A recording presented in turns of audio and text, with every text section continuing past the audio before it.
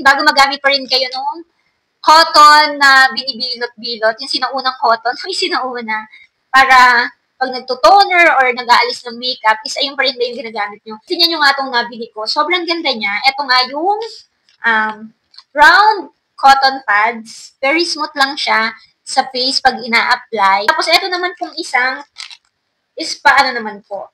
Ayan, pa-square naman po siya. Ganun din siya, bawat gilid niya nakatahi na din po. And ang ganda rin po niya, ang smooth din po niya sa skin kapag ina-apply natin. So kung hanggang ngayon nga po is yung sinaunang cotton pa rin po yung ginagamit nyo kapag nag-toner or kapag nag-aalis ng makeup sa skin, sa face natin, guys, mag-switch na nga po kayo dito.